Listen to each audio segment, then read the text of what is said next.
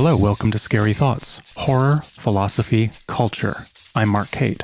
And I'm Chad Lott. We are going to be talking about Rick and Morty, the Dan Harmon and Justin Roiland cartoon, or, if you're a nerd, animated series. It's up to its 4th season, so that's where we are.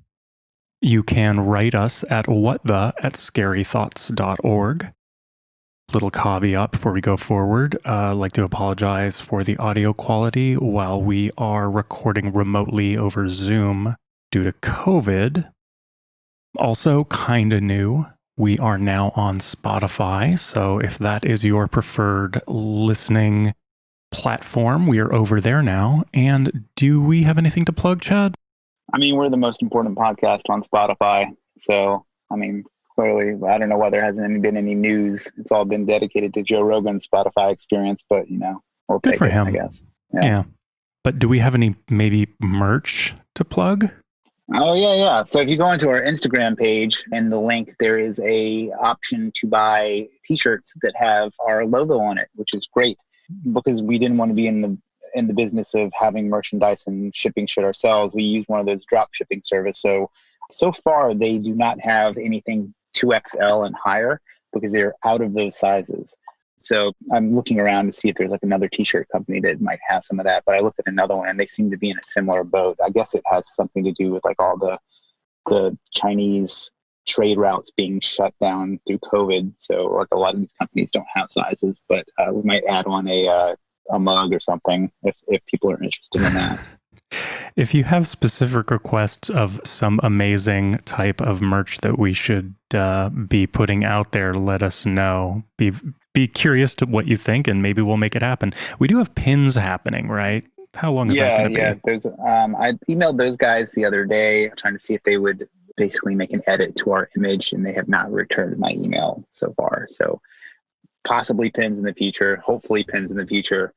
And I think we're going to donate any money we make off this to like a bat sanctuary or something like that. Cause it's like, we're not really pricing this stuff to be very expensive, but you do make a couple bucks off of each shirt or pin. So that might be kind of a cool thing to do. Maybe some sort of fire charity or something. I don't know. All right. So what do you want to do about this one? Rick and Morty is a pretty weighty thing to take on. Yeah. Okay. So I guess the history of it is you tried to get me to watch this forever, and I don't like watching cartoons because cartoon actor voices bug the shit out of me.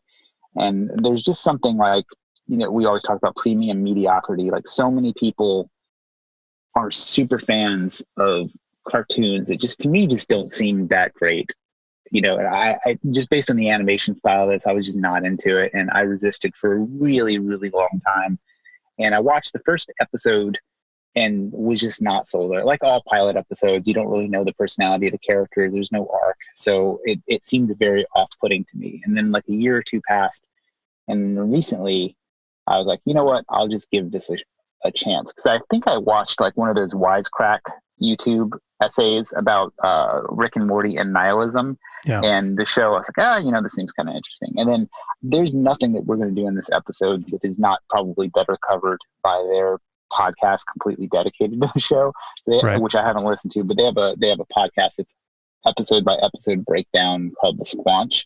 And so if you're like one of those like reading every Reddit thread about Rick and Morty and you have the weed rolling tray and all the shit, all the merch, that's probably what you're into. You should go check that out because the essay I watched online was pretty good and kind of made the case for it. And then I started watching it stoned as per usual. And after I got through the first season, I really kind of fell in love with it and really enjoyed it. And I think it's just a very funny show. Yeah, it really levels up after the first season. And, did I say spoilers? Yeah, spoilers. We're going to talk about all of it. So if you haven't seen it or want to be protected from it, go watch all of it first before listening to this. The first episode of of Rick and Morty is okay. It's actually just like a clever cartoon. But it really opens up over the course of the first season. Yeah, I would say like the third and fourth season are pretty great. But you have to have watched the first and second seasons to like probably pick up a lot of the in jokes because it definitely has the jokes that are obscure and weird aren't just random, like in say like a Family Guy or something like that, where it's just non sequiturs. Like a lot of the obscure humor ties back to the internal storyline, which I think is pretty fun and smart. And it manifests in like really funny ways. Like there's an episode where there's the Citadel of Ricks, which is like this place where like there's an infinite number of Ricks that are like kind of ruling the galaxy in opposition to the galactic government. And in one episode, they're like, we'll never need to go there again. And then a few episodes later, like it's the total centerpiece of the show again. So there's stuff like that. And then they had this like circular narrative form that you can read about online. It's basically the hero's journey, but just repurposed in a way. You mean Dan Harmon's narrative circle? Yeah, yeah. It's a pretty clever way of like writing a story, but it's exactly what they use to make Star Wars. You know, it's the monomyth. It's that thing. And I think for a show that's touted as being so original and crazy and wild, like knowing that it's just built on that frame is just kind of funny to me. You know, it's not doing anything experimental on that front. It's just running these really extreme nihilist gags, which I kind of appreciate. Yeah, absolutely. Going back to what you were saying about Wisecrack, which is, I think, a really solid YouTube channel. I think they do some really fun work there. This show, I find, is, about as intertextual and fourth wall breaking and fan servicing and fan deservicing, what would be the opposite, as anything can be. But I find that is kind of just a carrot on a stick for what else is going on. This show would be really pretty fantastic without all that. If they just took away all of the if you pay attention to the background, you'll see that there is this character and it looks just like Yoda, or, that sort of thing. Mm-hmm. That sort of stuff is fun. And nerd culture is obsessed with these deep dives and all of that. But I think that it is in this show actually just a bit of something to get you to lean forward and pay a little more attention to what's going on, and then pick up what is happening underneath all of those very surface pop culture references and things like that. Yeah, I think you're right about it being a carrot, and that's exactly what it's doing.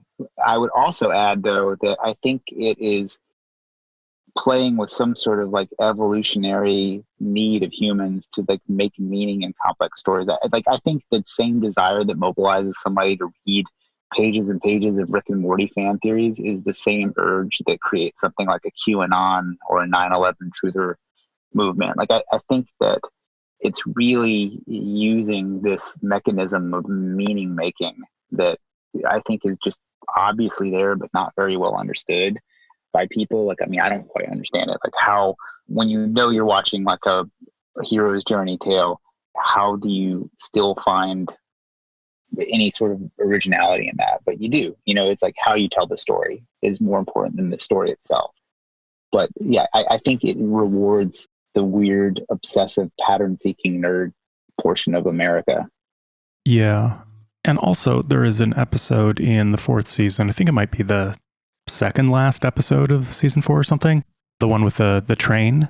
Mm-hmm. It's sort of Snowpiercer and it's sort of Inception, or I don't know, but this show is constantly self-referential and breaking the fourth wall, but that episode is entirely doing that. I can't think of another example of a movie or TV show, maybe a book, but that so thoroughly deconstructs what it's doing. It's not just self-referential, it's ripping apart narrative structure to its elements and using itself as an example of that. Yeah, that's one of my favorite episodes, just because the art is so weird and it's using so many tropes. And it's so weird because it's using the tropes to like critique them, but it's also building this larger trope meta structure that they're inside. I mean, that's what the episode's about, but it has some very fun, zany ideas. Like there's part of the episode where they're trying to get Morty to narrate part of the section with just chaotic, weird ideas, and they're very unsatisfying. So it's kind of making this point where it's like, okay, if we do go too weird, no one's going to get it and it's not going to be fun. Yes.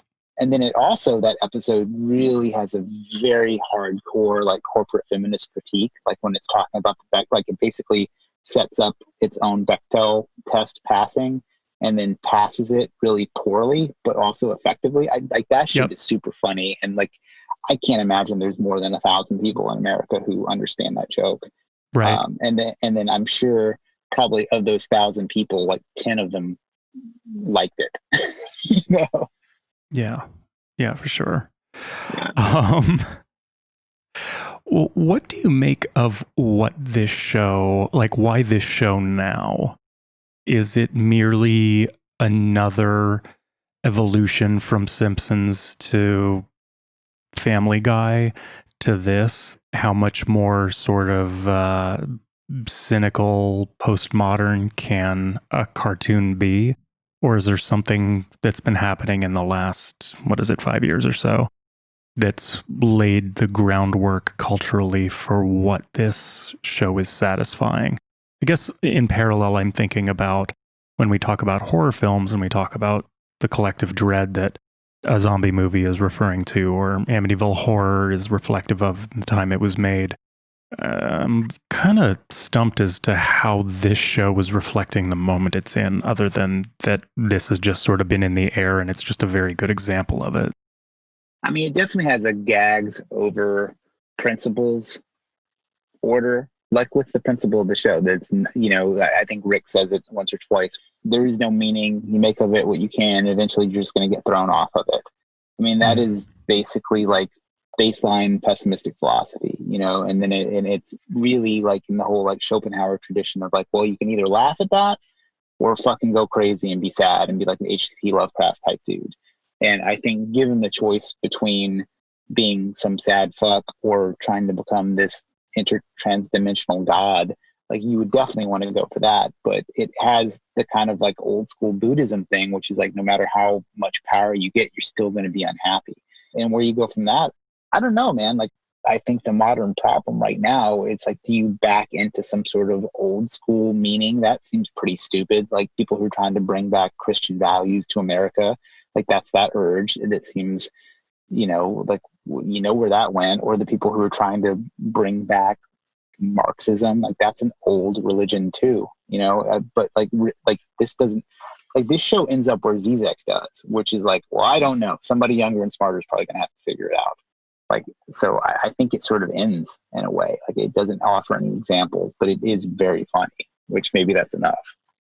Yeah, I don't know that it's trying to say much, but it does strangely, as much as we follow Rick's trajectory of hating his family and using and abusing them, that he is so often shown when the doors are closed that he is very much alone and sad without them, and that he does need them in some way.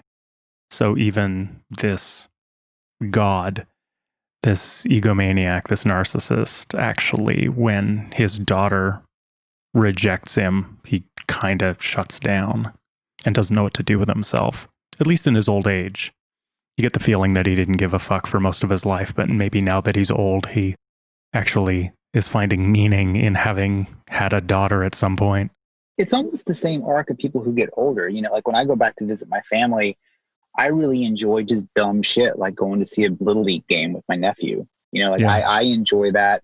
And then I also am aware that that's really just where I'm at right now. Like, I don't think, like, I'm not trying to do a Michael Bay thing where I'm like glorifying the American flag flying over the Little League game. It's like this low, like, shot. Everybody's heroically framed. Like, it's just some weird return. And it seems to happen to a lot of people, maybe like people get older and want to be grandparents and shit. Like, I don't know. It seems like it might even be somewhat of a natural urge in the way, like how like some birds are afraid of snakes without ever having seen them. Yep. Like, why would you be afraid of that thing? It just seems hard coded into them. Maybe there's some sort of just hard coded thing that makes you soften to family as you get older. And like, that's kind of what the show is about.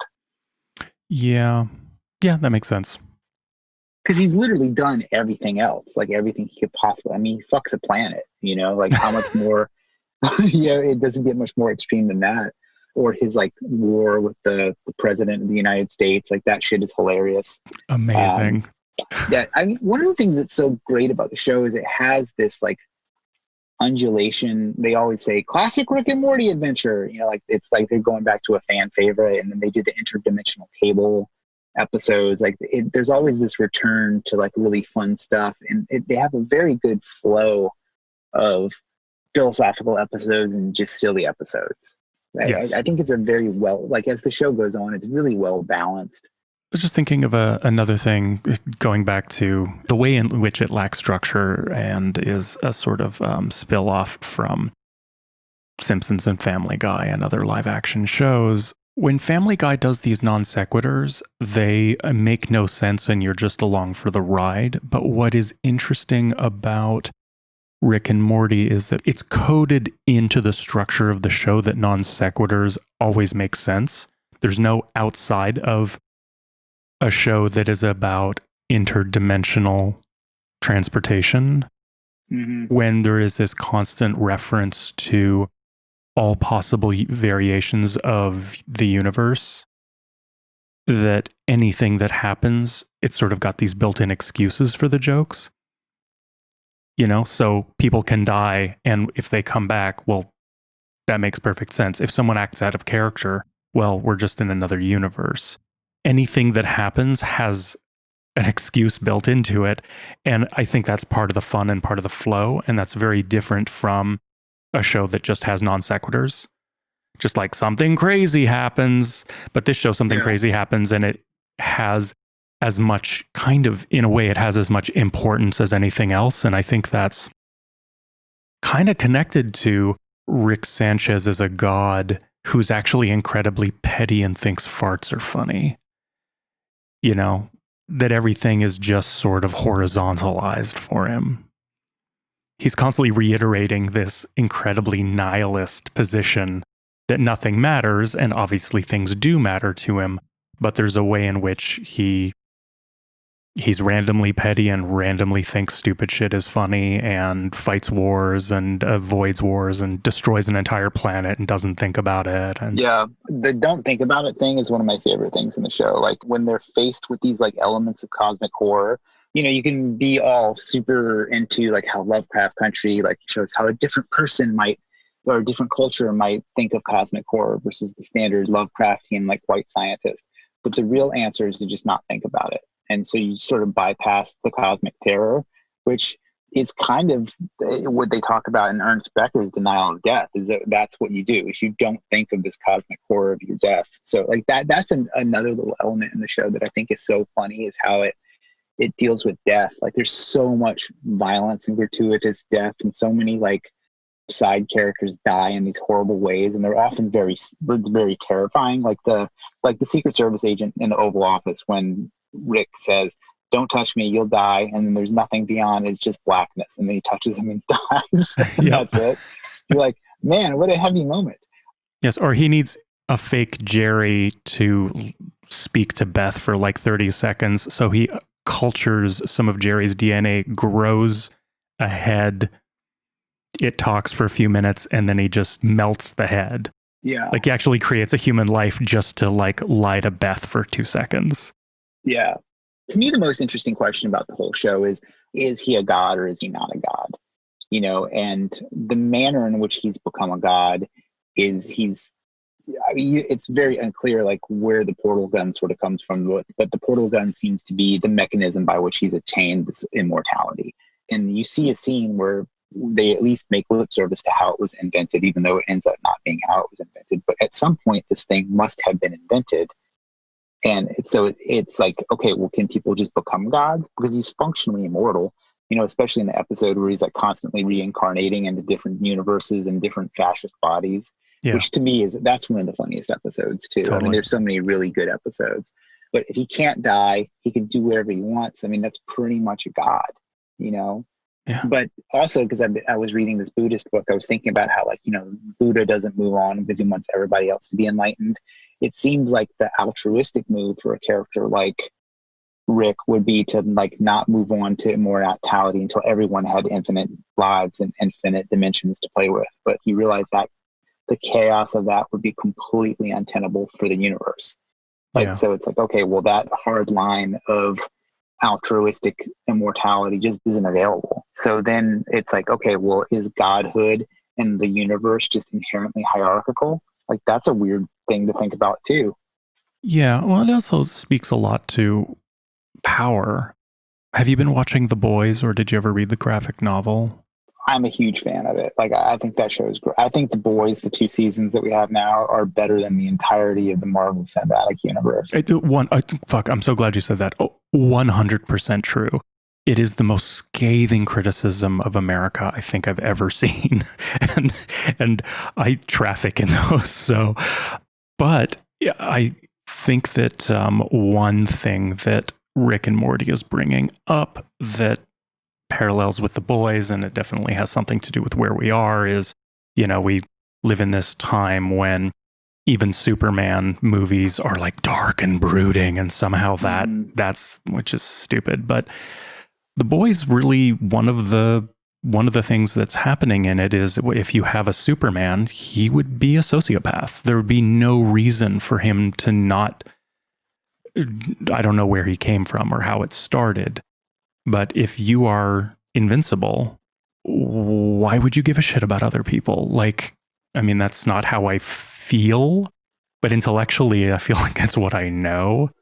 If you're Rick Sanchez and you are the smartest, most powerful person in all possible universes, or however we want to parse that out, morality really, really does start to become a very slippery question. Yeah, do you know that thought experiment in Plato, the Ring of Gyges, that the Lord of the Rings is kind of based on? Do you know that story? You brought it up before, but I don't remember. Yeah. So basically, there's a ring that can turn you invisible and maybe give you some other powers. But the main thing is it lets you be invisible, which in the ancient days would have been fucking great. Like that would have been the highest. You could just do whatever you wanted, right? And so the whole story is like, okay, well, if you had this power, just this one power, what would you do that was moral, or like 100% moral with it? And then the trick of it is, it's like almost anything that you could think of is self-interested, or if you were trying to engineer the universe to be more good, you would probably, like, for example, if I wanted to stop a war on Sparta and I had this ring and I went and killed somebody from Athens, well, that person's family is going to be sad and upset. And like, there's no hero. Ultimately, wherever you're standing is in opposition to something else, and you might not be the good guy. It's like the whole "are we the baddies" thing. Like, Yeah. you just don't really. There's no way to know. And if you're very powerful and you have infinite options, then you have no checks. And I think about like a similar thought experiment was like, okay, if I woke up tomorrow with Superman's powers, just like like what they are in the movie, what would I do? And I can never think of anything that is ultimately like super out. Like, I was like, oh, I'd go around and put out fires and stuff. I think at a certain point, you would maybe like you would go bad with your power unless you had some sort of moral system to work off of. And then in Superman, the moral system that he works off of is like small town Smallville from his adopted parents' morality, which is basically like mom and apple pie. But if you're doing this thing where you've decided that America was never great, so these American values aren't great, like, then what? Like, if you have all this power, like, what sort of moral system? But I think at that point, you're just beyond moral systems. Like, the idea that you would owe the monkeys on planet Earth any sort of allegiance, like, you're just a different thing. Like, what would you owe people? Like, am I going to go around busting drug dealers with my laser vision? I mean, it seems like a pretty small thing to do. Like, I mean, I don't know that anybody would be good with those powers. Yeah, and if you are, let's say, potentially, if you live forever, eventually you're going to just sort of roll through different perspectives on it. You're going to like, I'm going to try and help people. And then you realize how much you fuck things up. You're like, I'll try to help people a different way. And then you discover other ways in which you're fucking things up. And then at some point, and this is what I think Rick and Morty does very intelligently, is at some point you'd be like, I guess it doesn't matter. Mm-hmm. No matter how good I try to be in an absolute pure sense, I discover that I'm not actually making a difference. And especially in the context of this infinite universes situation. he's constantly leaving this wake of destruction behind him, but also he tries to help something and something goes wrong. And at some point, you're going to be like, yeah, I have all this power, but I can't put out every fire in every possible universe. So I gotta at some point think, well, it just doesn't matter, and give up and not give a shit. Yeah, the show references that too when Beth, or maybe a clone of Beth, comes back in the fourth season, and she's basically, she's a freedom fighter or whatever. He's like, yeah, I went through my hero phase too. Yeah. And it's kind of, and he's like, okay. And then I can't remember what the quote is, but you were telling me the quote about there's always people trying to take over the universe. The trick is to be ignored by whoever wins. Yeah. There's so many things that mirror my personal philosophy in the show. Yep. So well. It's one of the things, one of the reasons why I don't care about voting is no political system come up by any of these really old, outdated parties is ever going to really satisfy me. I get the whole idea that if you're part of some particular group that is on the other side of the interests of the people in power, then it's dangerous and sad, but everybody's going to have some sort of problem with any sort of system. You bring in the Democrats, they're super into fucking making wars in the Middle East, and they always have been, So if you're anti-war, that's not really your party. There's just no satisfying answer except for sort of pulling yourself away, which is how Alan Moore kind of handles Dr. Manhattan in The Watchmen. Eventually that character is just I'm just leaving this universe because it's too stupid. Yeah. Which is weird because Rick doesn't end up like that in this. I guess he kind of does. Sometimes he wants to kill himself, but he seems to be constantly, at the very least, amusing himself, which is totally that Sisyphus pushing the rock up the hill, and you have to imagine him smiling. It seems like there's a little bit of that, but I don't know. I think if you're looking for a moral direction or way to live from this show, you're not going to find it. I don't know why someone would look to this. Well, people do, man. If you look around online, people are like, oh, it's are you a Rick, or are you a Morty, or are you a whatever? People like to do that, Sex in the City, which person are you thing. Yeah. And none of these characters would be satisfying. Maybe Beth, late season Beth, would be kind of fun to be. Beth's pretty rad, but she waffles between being totally amazing and still just to have some sort of love for Jerry, who is, pardon the expression, the most beta male I think I've ever seen in any TV show. Mm-hmm. No? Yeah. No, he's designed to be that way. He's supposed to be the worst person. But then the show always makes these ideas about though that the world sort of needs these different people, because Jerry is often critical for saving the day. The scene where he distracts Bird Person with his dead wife's body, just out of nowhere. I remember when I was really young, we used to have this conversation about in Star Wars, who's the real hero? And I always thought the real hero is Han Solo because he's not part of a monarchy of heroism. Luke Skywalker, he's got magic powers and he's part of this hero's journey system. So what is more heroic, being a weak person who does the right thing, or being this all-powerful person who just gets it right most of the time? And that way, Jerry's sort of more heroic than Rick. Wow. But he's also lame. He's the lamest character. Yeah. It's interesting to see how Morty gets sort of more powerful over time. There's just little subtle things where when Jerry has the 3-boobed huntress girlfriend that can phase shift and kill aliens, he already knows about her culture and can communicate with her. It's the arc of the characters is really interesting. And then, how his sister goes from being sort of just a drug-seeking degenerate, which is part of Rick, to being a little bit more with it and powerful. There's a really great line when Morty's trying to assert some sort of moral reasoning, and she's like, I'm just trying to carpe diem. He's like, you don't even know what that means. He's like, I don't care, I'm too busy seasoning these carpes or whatever. Yeah. That sort of wild, having fun no matter what, seems like a good way to go through life too. Yeah.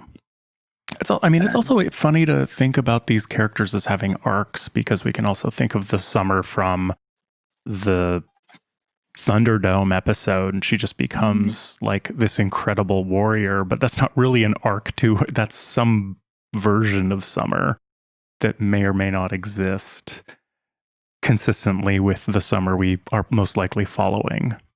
I guess as wry as this show tries to be and ironic, ultimately, like the answer is always becoming a super violent badass. Like that's the mode that always wins. Like there's never a time where that's not the right answer. Like shooting your way out is always the answer on this show.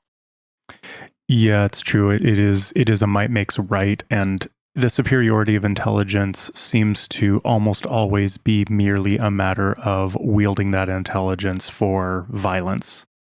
Sometimes that's not necessarily the case, like in the heist episode. Mm-hmm. That was mostly just about being wily.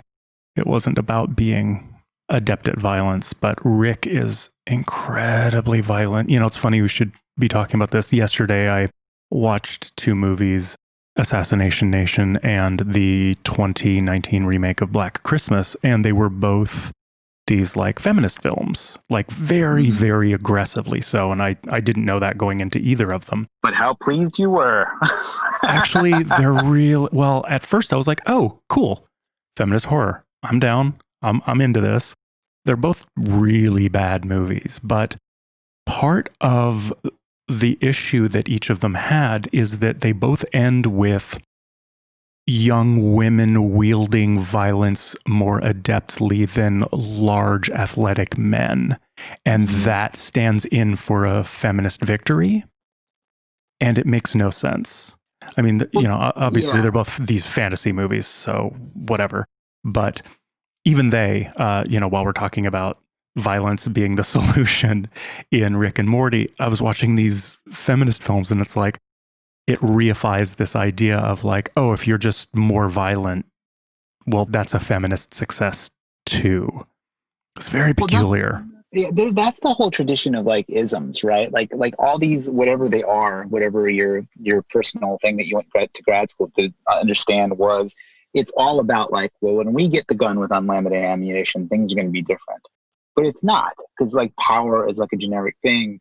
It seems to always be used the same way. Like you can go back through history and, you know, there's the whole Pareto's principle. Like no matter what system of government has been tried, like there's like this 20% that seems to always come out on top. And they always seem to be technocratic, warlike. Like there's always a set of things that seems to win, whether it be like the KGB in Russia or, you know, knights in the old English days. There's just this like mode that is successful. And I think, you know, it mirrors nature, you know, like big, powerful, strong animals beat the fuck out of smaller animals. Like that's just the way it goes.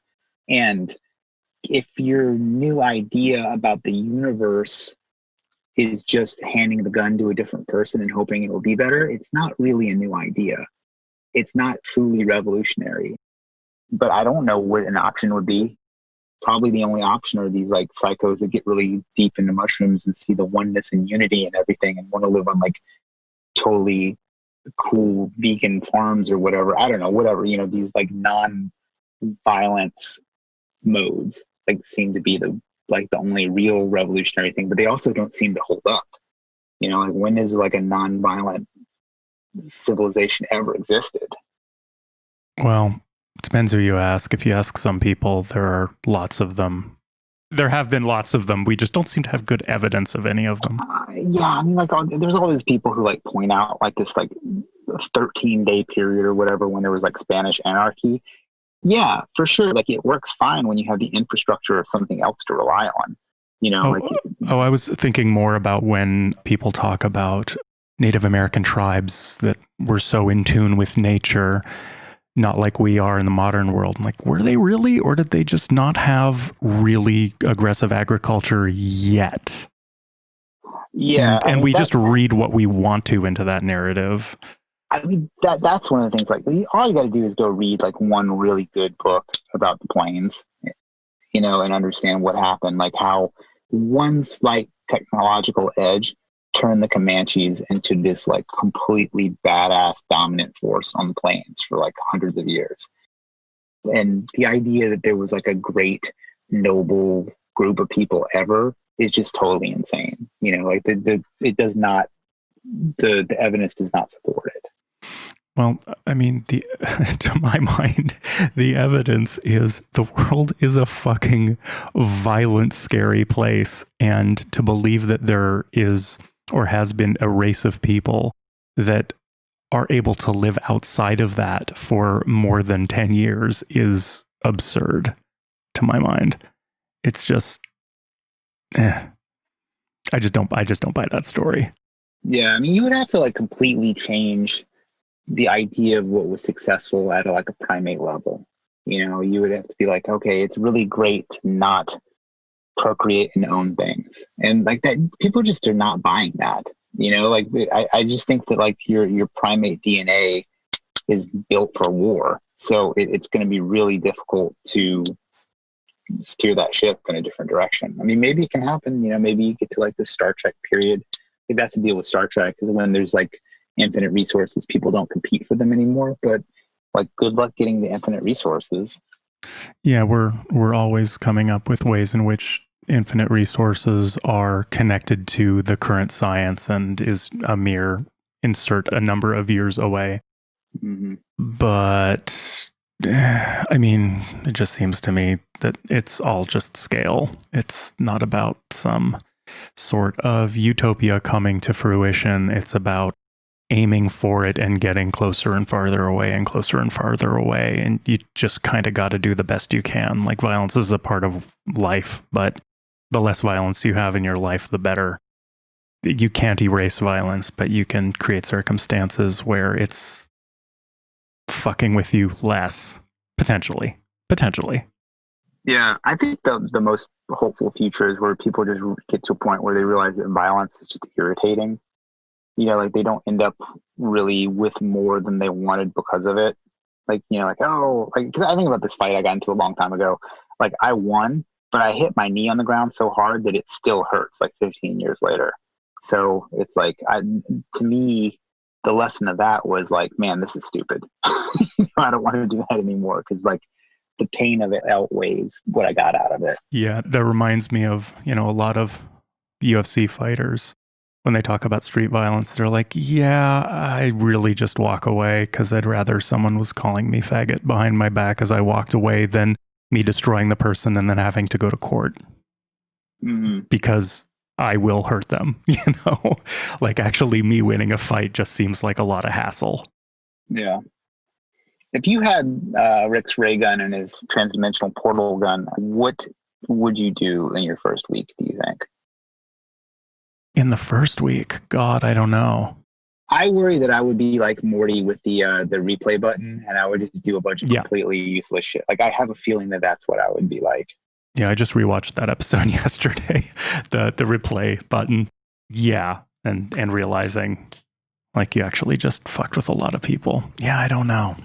I do think that one thing that was very appealing, I think it's maybe the worst episode other than the first episode, but season 4 that revolves around Rick's toilet solstice planet. Yes. It's a terrible episode, but that he created a sanctuary that in some ways is unreachable. That seems like a great thing to have a portal gun for. Yeah. If I had infinite power to make it whatever I wanted, that would be pretty appealing. Yeah. Privacy. I think privacy is what I would want long term. Yeah. There'd be some assassinations, I think. Oh, well, duh. Some people gotta go. But then you're into that thing. I was like, okay, well, what happens? One of my favorite like kind of aphorisms is, never take down a fence if you don't know what's on the other side of it, right? So, depending on who, I've heard this story, I don't know how true it is, but the reason why there's so much shooting and gang violence in Chicago now is because a few years ago, apparently they arrested all the tops of the crime rings or whatever they have there. And so the story is that this vacuum of power created chaos. So if you went around and eliminated all the reptile pedophiles, whatever crazy QAnon conspiracy you might think of, if you went around and did that, or you eliminated all the people you suspect of being like Rothschild white supremacists, do you maybe open up the door for something more terrible to come? That to me is very interesting and also probably likely, Well, maybe you'd have to approach it, or you'd be best to approach it as an ongoing experiment. So you don't get the portal gun and in your first week take out every political, philosophical, religious enemy you can think of, but just try this one person, not the biggest, not the smallest, not just someone who cut you off in traffic and you're still bitter about it, Yeah. but like medium level boss, and see what happens. And then try it again and see how that changed things and sort of create a strategy. And ultimately, it's like, well, what are you doing? Would I be assassinating people because I'm angry at them and hate them? Or am I trying to actually create an effect? And those are two different questions. I mean, I think they're connected because most of the people I hate most on this planet and believe have got to go is connected to my belief that their elimination would make the world a better place. But that's actually a different thing. That making the world a better place takes strategy, not just erasing people from the planet. It's not that simple. Yeah, flipping the table over and expecting it to fucking work right away. Like Rick and Morty answers this question, when they go to the purge planet, right? And they basically at the end of it, they're like, okay, we're going to destroy the system and the system no longer exists. And so this planet starts over. And what do? They immediately implement like the purge system again. Like it just happens again. They just like, well, what if we just purge people once a year or something? So it's like, you wonder if you were to go eliminate everyone you thought was bad, do you just get a whole new group of people who aren't as bad, who have to figure out how to run things, and as a result end up just as bad? Like, like maybe just trying to keep order is corrupting and evil and turns you into an asshole, but what's the opposite? You just have no order. Eventually somebody has to make pants. Yeah. Well, also, do your standards change? So you eliminate everybody you think is evil and maybe you make the world a slightly better place. And then you eliminate that next strata of people, and then the next and the next. And, this is obviously a where do you draw the line question. And I love the John Oliver response to that question, which is fucking somewhere.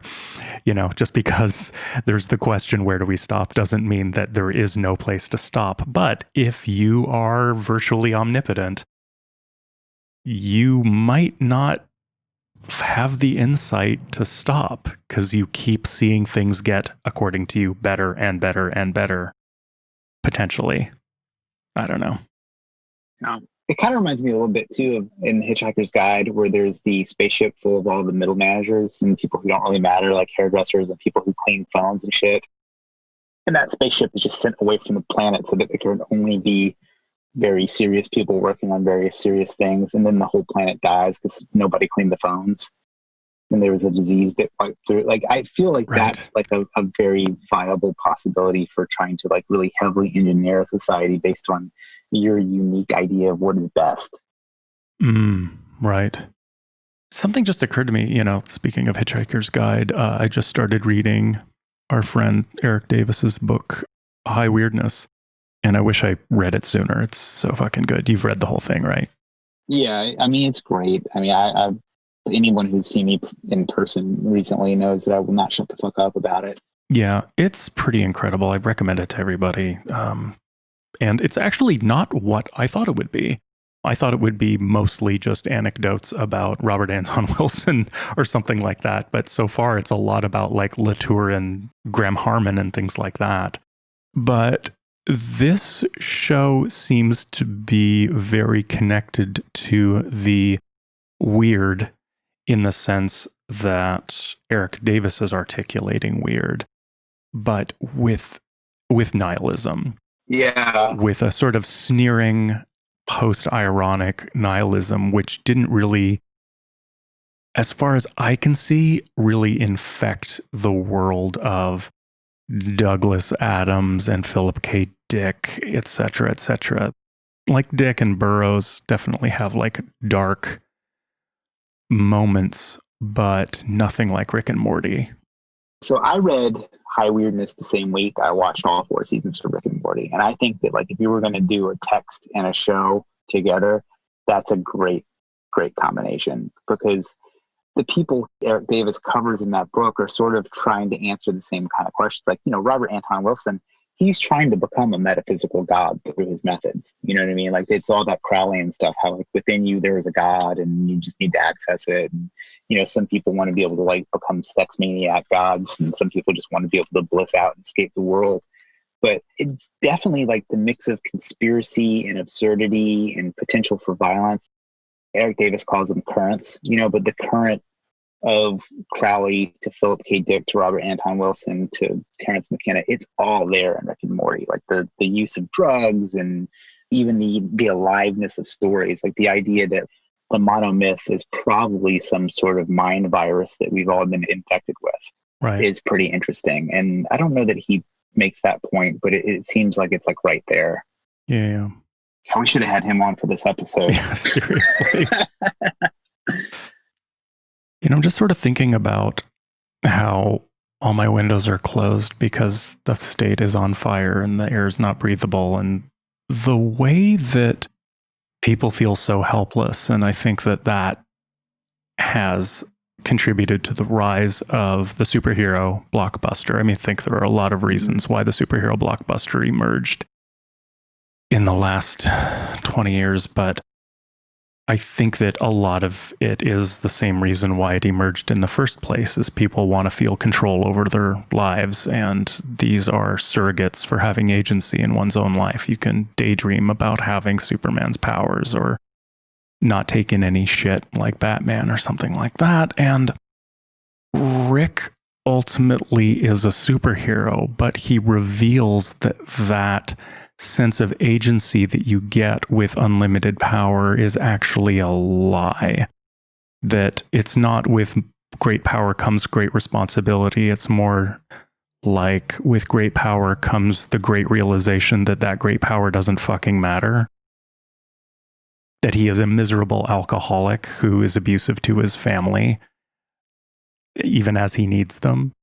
The power doesn't get him anywhere. He gloats about it endlessly and he abuses it constantly, but he is far more miserable than anybody else in his family. Yeah. They do make the point though that it's better to have that power than not to have it. Like, so it's like all these people who are like, you know, money doesn't buy happiness. Well, thank you for that, telling me that, Mr. Millionaire. I can definitely say, having been super poor most of my life and having like mid-level tech money now, I wouldn't say I'm any happier, but it's way fucking better to be able to go buy a vacuum cleaner when yours breaks without worrying about it, you know? Yeah. Like I would much rather be an unhappy super genius than a really smart fucking moron, which is kind of one of the things that, you know, the Jerry versus Rick dynamic in the show. Maybe that's wrong. Maybe if you didn't know the world was crazy and you were just happy all the time, it would be better. Like you're just some like holy moron. Well, staying on the high weirdness, you know, this show is incredibly psychedelic, at least in the way that it crosses over with Lovecraft and these concepts of absoluteness and the permeable bound, the permeable? What the fuck word was I trying to come up with there? I don't know. Permeable. Jesus. Yeah, that works. The permeable edges of reality. It's always been fascinating to me that people can do psychedelics and party. I've never understood that. Because why wouldn't you do them and party? I mean, it seems like, what else are you going to do? Just sit and mope? Think about your bullshit life? Some of us, yes. I know some people that just got some mushrooms for the first time. And, you know, one of the questions is like, well, why are you doing these? Like, what are you trying to do? And their answer was like, you know, our roommate's out of town. We just wanted to have a really good time, is the best answer. I just read that book, The Wild Kindness, that Michelle T had recommended to us. It's basically this it's literally an autistic lesbian's psilocybin journey. And it has the feel of a lot of those like 90s punk rock San Francisco dyke power people. I guess I don't know if that's using that word like that's offensive or not, but you know what I mean. Like your Michelle T memoirist types. Yeah. Like it's always good, it's always fun, and it's always exciting. And that book was no different. But it was interesting. There's this hypocritical thread that runs through it where it's like always like, okay, these indigenous people are always right. They always have everyone's best interest at heart. And You shouldn't be using it for mycopollen, just trying to make your life better purposes. Well, who says? Like, these mushrooms have been around longer than humanity has, and they're going to be around longer than we are. So why does it have to be connected to some indigenous god? Like, that seems pretty silly to me. But also, why would it necessarily have to be sitting in a room trying to cure depression? Why can't it just be wild and fun? You know?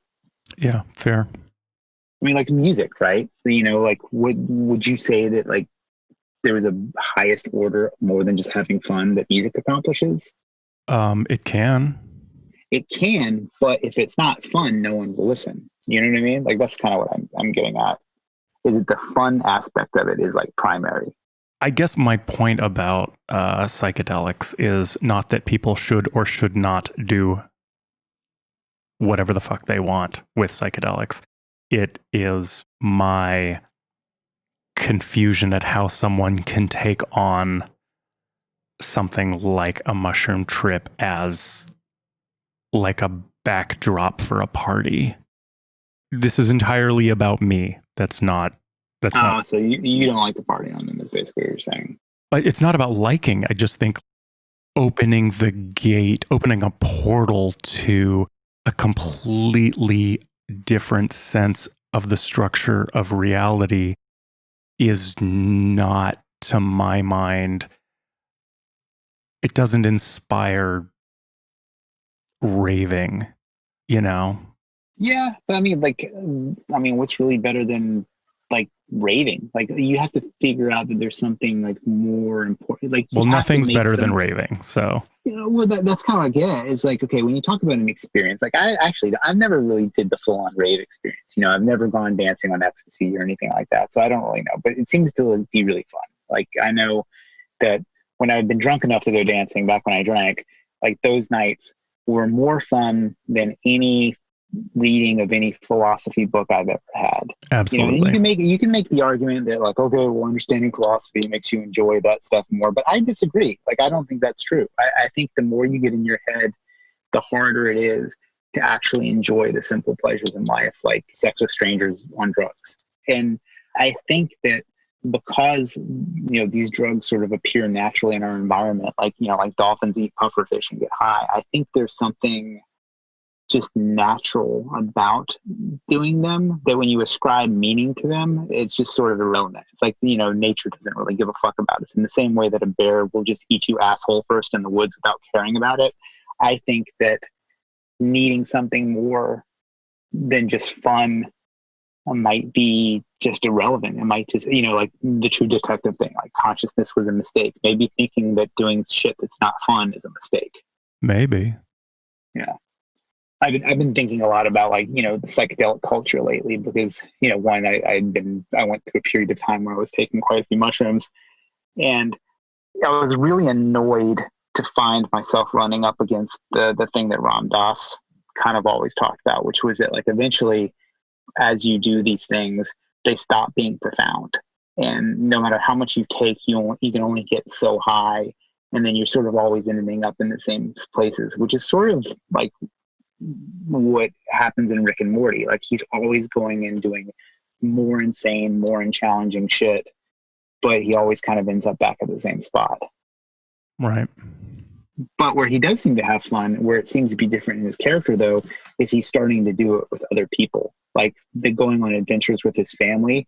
Back to that thing about maybe it's just natural to want to be with your family after a while. Like, I know that lately, like, I usually fancy myself a total fucking loner and I don't need anybody, but I've been so annoying to people who have come over to our house. Like, I won't let them go. I'm like, okay, well, what about this? Yep. What about that? Like, and it's so uncharacteristic. Like, our friends came over and my wife was like, you just totally captured these people. She's like, well, what are you doing? I was like, I couldn't help it. I just wanted to be around them. And if I'm feeling that, Jesus Christ, what other people must be feeling. Yeah. As you said, I was a fan of Rick and Morty pretty early, but this was your suggestion to do this. I was a little hesitant to take it on, and I think part of that is that it's similar in a sense to something like Cabin in the Woods, which we covered, but, you know, self-reflexive, meta, horror can be hard to critique because it's already doing the work for you. You watch the movie and it is giving you its own critique. So how do you then talk about a thing that already did the work? It's a little bit like you're just being the cliff notes to the thing, which is not something that necessarily interests me, and why I don't listen to most horror podcasts is they're mostly just cliff notes. And Rick and Morty strikes me as being fairly similar, but then on top of it, there is this ocean of really annoying content out there about it. Rick and Morty fans are really insufferable. So much so that I get the feeling that Dan and Justin, the creators, create a certain amount of distance between themselves and their fans because it's just unseemly, Yeah. unbecoming. The idea of contributing to it was a little hard. So I feel like that's a little bit not true, because like I listened to a Justin Roiland interview on Duncan Trussell's podcast, and they were talking about Duncan Trussell asked him, he's like, well, what do you make of this like toxic fan base? He's like, I don't think the fan base is that toxic. He's like, because everybody I've ever met face to face who's a fan of the show has been a delight. And I think that that is probably true. That's but good. I think also it's easy to go look and find like, you know, really shitty memes where people are like mobilizing quotes from the show for men's rights reasons or whatever. And I think that that gets to this whole theory I've had, which is the internet is just a terrible place that brings the worst out of people. And that you should spend as little time on it as possible and dismiss people whose opinions seem to be largely from it. Like I think that the ideas that are the most toxic online are the most addictive, and I think they're the most easily spread, you know, because they rile you up, right?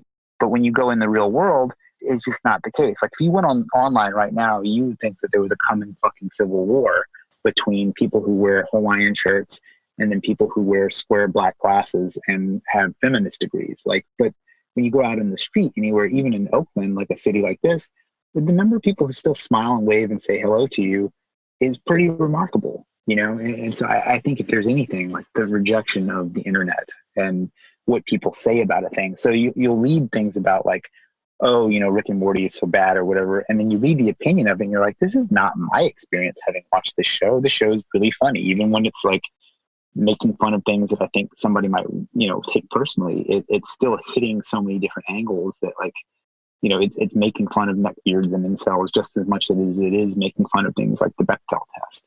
But yeah, I think the toxic fan base thing is way exaggerated. Oh, interesting.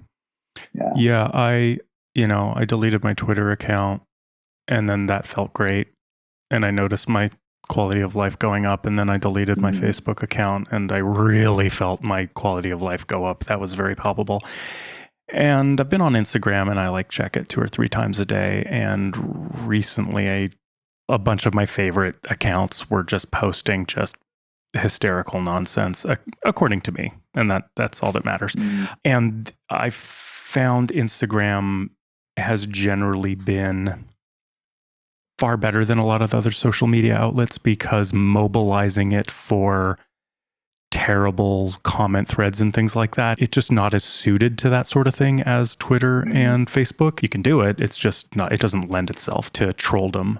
Yeah. The clunkiness of the UX makes sustained conversation difficult, yes, which I think keeps it a more enjoyable space. And because you can't post links, right? It makes just replicating lies harder, etc. Yeah. And recently I decided I'm going to just check Instagram once a week, and that's it. And I just have Instagram so I can just see what my friends are doing. You know, I just want to see photos of my friends' babies and some plants and a sunset, and it makes me feel happy. And because I don't look at it casually, I just go like, I'm going to look at Instagram now. And then every time I pick up Instagram, I'm actually getting some news, and I'm getting someone's opinion about the election. And I'm getting like, that's not what I sat down to do. I didn't sit down to read the newspaper. I sat down to look at photos of my friends' art and my friends' kids. And now I'm just annoyed. I'm annoyed with the people who posted that shit. I'm annoyed about the thing itself. And yeah, social media is fucking evil. Just across the board. It is not contributing to the quality of any discourse. I've never seen anything useful on social media ever. I was thinking about this the other day because there's kind of a like a movement of people who are like, I don't watch the news ever. Like Terrence McKenna made this point, speaking of mushrooms, that if you wanted to have a really original, fun life, you should completely cut yourself off from mass media. Like even the stuff he even explicitly says, like, don't even listen to NPR. He's like, because in the vacuum, your real life will start to bloom where this like Baudrillardian like simulacrum of real life has been laying this like cloud of ash over your life. And it makes me think of like in the 90s when there wasn't social media, like I'm trying to figure out if it's simply like back in my day, it was a lot more fun, or if it was just literally more fun because you were always involved in novel shit without the force of the internet, like sort of forcing this homogenized view of the world on you. Yeah. And I'm starting to suspect that I think, based on the fact that the young people I keep meeting are not fun, I'm starting to suspect that maybe it's true. Like, I mean, like everybody I meet under 30 is just dull as fuck, unless they're into something extremely weird, and then they're like quite imbalanced. But they're also imbalanced in these really on the rails ways. Like, for example, like a furry, right? If you met somebody in the 90s and they told you like, holy shit, I just like jerking off while I'm wearing a mascot costume, that would be so bizarre and you would probably laugh yourself into a fucking fit. I know I would, right? But now it's a codified thing. So it's like, as weird as it is, it's not special. You just sort of like become a member of a strange consumer group. And maybe this is like the Gen X and everything that came after it difference is that like we think like collective movements are lame because they're not original, but maybe they're really fun to be part of because you have a bunch of weirdos that like the same thing. It's like a global version of the Rocky Horror Picture Show or something. I don't know. Like I haven't really thought it out. I suspect I'm probably wrong. Like that Principal Skinner meme, like, no, it's the kids who are wrong. Like I always think about that meme whenever I have an opinion about people younger than me. Well, there is a slight part to it where if you learned that someone was a furry in 92 and you were like, wow, that person is really on the edge. But if you learned someone was a furry right now, you'd go like, I bet you're mostly just a furry on Instagram.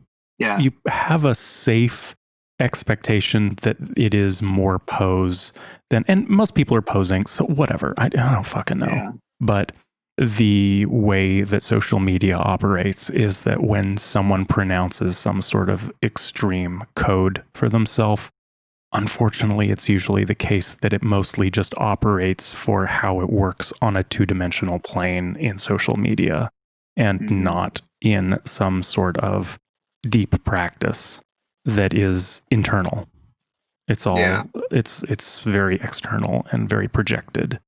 Like, for example, I am an activist because I post my opinion online, as if having an opinion is being political. Everybody's got an opinion. It doesn't matter. Anyway. Yeah, a lot of these like kind of like businessy books I'll read, just kind of stay up on businessy shit in the world I'm in, are usually pretty bad. But there's one I really liked called Deep Work, which is basically about like how you should prioritize the thing that gets you the most success in life, not necessarily the thing that you're most attracted to, and that you should cut off all your social media because it's a waste of time. The guy makes a very strong case for it. So for me, the example should be, instead of ever looking on Instagram, I should be using all that time to write a book, you know? And it's weird how like my fears of deleting all the social media have like, there's two things primarily. One is I worry about like just flatlining the audience for this show because I feel like the Instagram page sort of like keeps it in people's mind. And I wonder if we were to delete the Scary Thoughts Instagram page, what would happen? I suspect probably not much, actually. Like I think maybe the same people would always listen, like I would keep listening to the Overlook Theater if I never saw their Instagram posts, just because it's a show I'm aware of. But I worry about the expansion of the audience. So there's that. So basically marketing. And the other one is there's a handful of people who I'm still in touch with that I was friends with as children that I might lose track of. But if I really gave a fuck, I would just get their emails and write them an email once a week. Yeah. So it's like, is this whole superstructure of connectivity just keeping, is it sucking energy, keeping dying connections alive? Like if I didn't ever like chop it up with my friends online, maybe I would make more of an effort to go out and meet people and ride bikes or something, you know? Or when you communicated with them, it would actually be more meaningful because it's more rarefied instead of just Yeah. sort of tossing loose ideas back and forth. Absolutely. I mean, the two examples I come back to a lot about the fear of deleting accounts is I'm still shocked at the degree to which activists praise Twitter for like how it's mobilized activism and it has allowed people to speak truth to power. But what's weird is Donald Trump has a Twitter account and he's wielding that power too. And he's wielding more than fucking you are, you know? Yes. Like, so what are you talking about? That's complete nonsense. And the number of times you dig into somebody who's like doing the good work, you know, quote unquote, they're just awful. Like that fucking dude, Sean White, like that guy's a fucking creep, you Who? know, and there's an activist. He's a kind of a Black Lives Matter adjacent dude. And he's like one of the first people to retweet any sort of like important police activity or something. So he's always in the mix. But when you listen to the actual, like the queer female leaders of the BLM movement, that dude is a grifter. He's been like siphoning money from them for years and they've been trying to stop him, but yet he maintains popularity. Ah, Like your point of Donald Trump is perfect, right? Like, okay, yeah, you do get activists to your 50,000 person cool little org group, but Donald Trump has millions. You know what I mean? Like, and the only thing that makes me feel even slightly non-dystopic about it is that Miley Cyrus has 110 million. You know what I mean? right. So basically, like something like that, like a real fun element. Fun seems to beat the most virulent activists of any stripe, and to me, that is good. Yeah. The other thing is, you know, I follow Sam Harris fairly closely. I still Ugh. quite, I know, honey, it's so hard. But, you know, he has spent the entire time I've been following him railing against his detractors and people on social media that criticize him and things like that. And he, you know, he's part Vulcan, right? He's like Mhm. incredibly rational and he is so measured about everything. But it seems like just walking away from Twitter, it's as if it never occurred to him. He's the pettiest Vulcan, you know. Like, I mean, I think about him. Like I've said it before, he's the Ringo Starr of the fucking four horsemen of atheism for sure.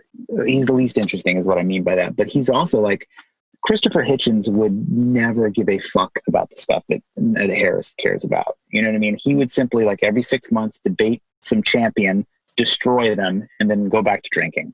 Yeah. Like, and that to me is like such a better way to live than constantly prosecuting every little fucking slight on the internet. Like, which I mean, I know you like Harris, but I think that's what he does. You know, Nah, I mean, there's a lot of it. Like how many little petty battles has that dude gotten into? a lot. Yeah, and then what he's really, I think, done himself a disservice. What's important to him is his whole mindfulness program, right? Like the whole meditation.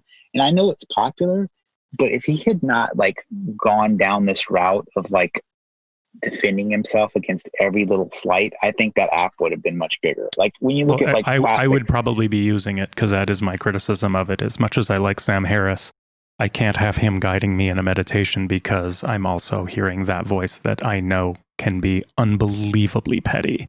yeah, yeah. I mean, you think about like classic cult leaders, like your Maharishis and shit from the 60s and 70s. Like they just concentrated on the chanting and getting more people to suck their dicks. You know, like they didn't worry about some detractor writing in the Guardian about them. And I think that's probably a smart. If you're trying to run a cult anyway, that's the way to go. Yeah. Yeah. Mixing it up with Ezra Klein about the degree to which you appear to be racist to that person seems Mm-hmm. incredibly time wasting and consciousness lowering. Yeah. I mean, it's like, the whole thing, like the lion does not care about the opinions of sheep. Like, as long as he's demonstrating that he cares about the opinions of sheep, he can't be a lion. Like, you think The Rock gives a fuck, about what people think about his swollenness? No. I don't know. Maybe he worries about it more than I do. I don't know. I think he's just worried about being excellent. I've been reading a lot of biographies lately of like just really cool people, and if there's anything that they all have in common, it's that they pursued the thing that they loved that made them great without worrying about what other people thought about it. Yeah. Which I think, if there's a secret to life, that's it. I always wonder about that because it seems to me that that is the secret to life for the people for whom it's the secret of life. And it isn't You mean necessarily. Winners? Well, no. I mean the winners who tell that tale. Yeah. And, also we can think about who these winners are and go, well, do their philosophies on life actually fucking apply to me? Even the follow your dreams, like actually scientifically, statistically, following your dreams does not make you a happier person. But the very, very successful people, they claim to have followed their dreams, and that's the narrative they spin when you ask them about their lives. And so you think, well, I should do that too. They're successful. If I want to be successful, I'll do what they did. But actually, that metric might not actually apply to most people. That might only apply to the people for whom it worked, right? Yeah. But I would argue that any pursuit of a goal done with discipline would improve anyone's life. And I know that's like it's crazy to me that that's an unpopular opinion right now. Like, you're like, what's the prescription? Hard work, not sitting around in a group crying, hard work. But like, can you think of any situation in your own life that wouldn't have been improved by a little more discipline? Oh, for sure. So the idea of discipline, maybe it's the answer, Yeah. I mean, that's the Jocko Willink way. Yeah. I mean, yeah. Anyway, speaking of Rick and Morty, Yeah. where do you think it can go from here? That's a good question. I feel like the last season in some ways is the best. It's not the most fun though. Mm-hmm. It's the smartest and most complicated. Is it so chaotic that it can kind of keep being chaotic in the way that it is? Or what direction can it go?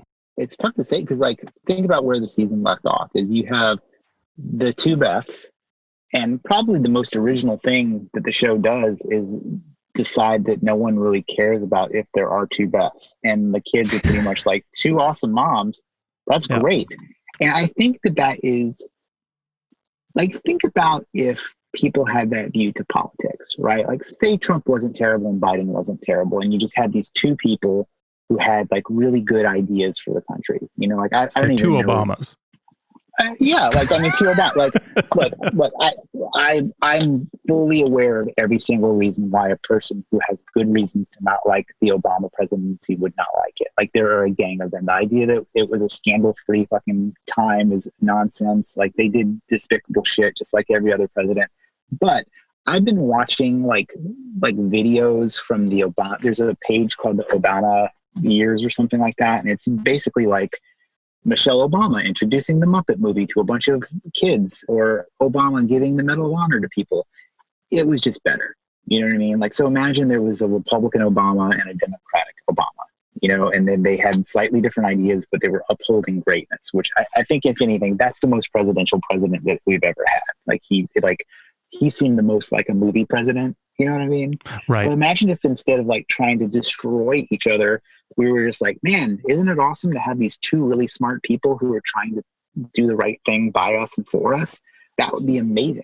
It would be weird and fun if Rick and Morty suddenly got optimistic, I think. Like, and that would be the smartest direction for it to take if it rejected dystopia in favor of something like more building rather than destructive. Like, I think that would be very interesting. Like, Sisyphus is pushing the stone up the hill and is not just smiling, but he's thinking about ways to make the world better for everybody else. Like, that would be the most original path.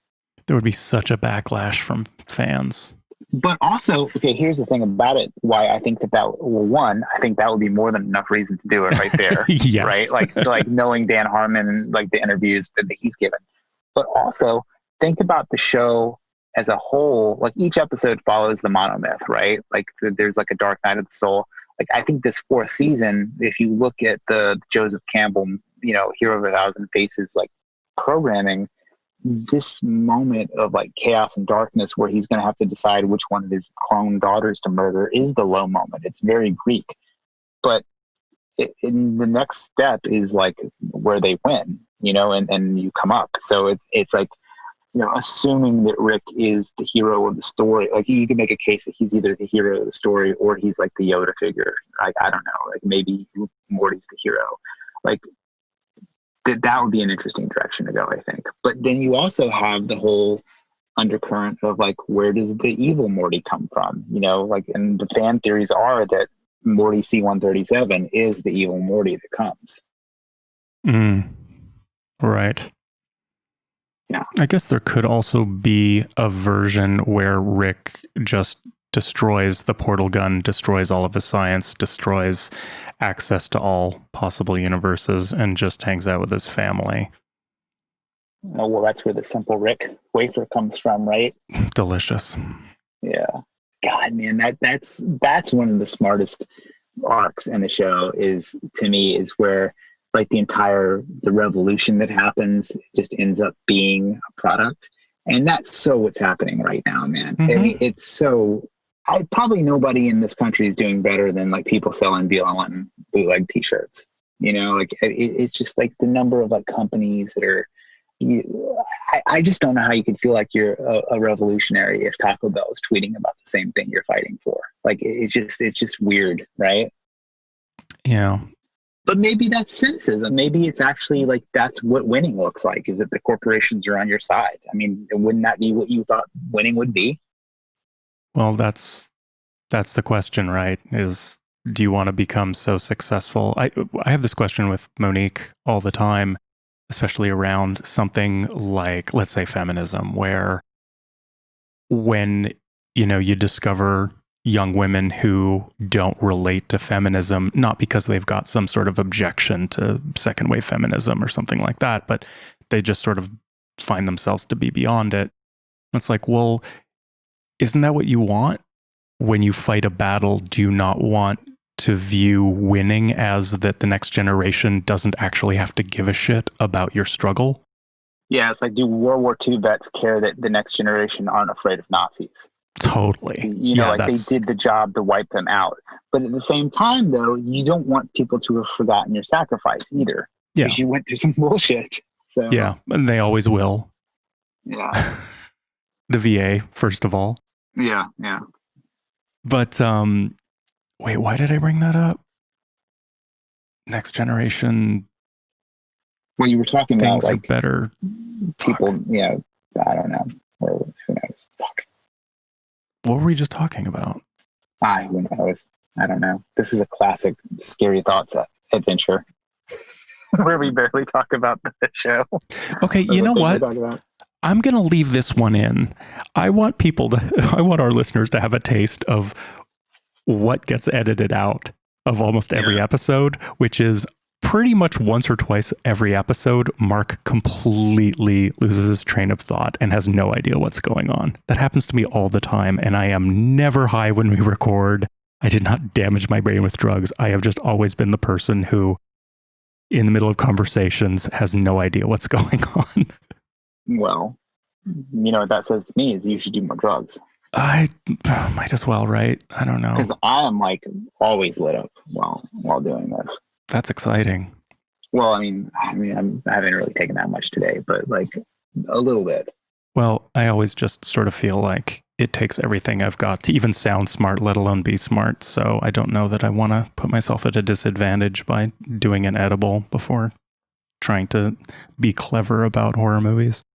I always want to be at it. I don't know. I don't know if I consider it a disadvantage as much as just how I go through I feel like what you get in person with me is pretty much exactly what you get on this show.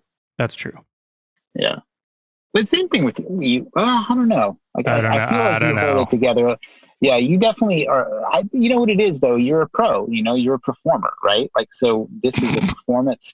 I mean this in a really positive, good way, is that you're a person who thinks about the thing that you're putting out and cares about it at a higher level than most people do. Probably, I mean, certainly more than I do.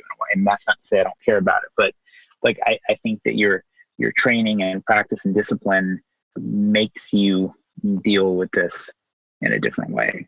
Yeah. I just read that Jim Henson book, and it's like the Muppets are awesome because of so many different people interacting in different ways. If everybody was like Jim Henson, like, Frank Oz famously, like the puppeteer that did Yoda, was this kind of dark and brooding dude. And him and Jim Henson together were magic, and I think it's good. But I'm hoping I bring a little bit to the table here, since I do none of the technical work. You do all of the intellectual heavy lifting. I do read a lot of books. That is true. But I don't know that they get processed into anything useful. But I think what I do appeals to the people I want it to appeal to. Yeah, for sure. Goons, my fellow goons. Going back to Rick and Morty, what have we learned? It's better to have immortality and a portal gun than to not have those things. Is it? Is that the takeaway? Yes. He's so fucking miserable. Look, he's more miserable than me, and I live hand to mouth, so whatever. Well, you can do what I've done, which is shelve all of your dreams and just have a corporate marketing career, which makes me feel uncomfortably like Jerry. Ouch. Yeah. All right, is that it? Yeah, I think so, man. I mean, I would say watch the show. Oh my God, yeah. Nobody who's listening to this episode hasn't watched Rick and Morty, Yeah. And if you have, I go watch it, I guess. Well, it's a fun show, but at least once an episode or every other episode, there is some turn of phrase or quote or moment that is so mind-blowing and memorable that the show even can hang on that easily. Yeah. But at the end of the day, it's still TV and it's still not that great. Like, I was thinking about this the other day, like, would I put this in my top 10 favorite TV shows of all time? I think I might. But then I started like looking at the list and I realized, like, man, most of them are not that great. I would struggle coming up with 10 must-see series. I could name 10 books right now within 10 seconds that everyone should read, Yeah, and the more we are in this golden era of television where everybody's catching up about binging and things like that, when I'm like, oh my God, that show is amazing, I'm actually saying that compared to the shit I used to watch when I was younger, or the TV that was on in the 90s, this show is quite remarkably well done, but ultimately not actually that great. Like, what do you think is like I don't know, what's a great book? Like, let's just say War and Peace is or Moby Dick, right? A book I actually like Moby Dick. Like, what would be the Moby Dick of television? No, there's not. No. There isn't one. No. Like, and I know that people are going to say whatever. They're going to say Breaking Bad. It's just pulp, or The Wire. It's just a crime show. It's not any really more insane than LA Confidential is, really. It's great and it's fun and I enjoy it. And there's things about it that remind me of my life. But television's fucking lame. Even when it's good. All right. Yeah. Are we going to leave this conversation there? Yeah, don't watch TV, people. And stop recommending shows. I'm not going to watch them. Stay off social media. Don't watch Netflix. I guess wubba wubba dub dub, right? Just shut up and read a book. Thanks for listening. Later.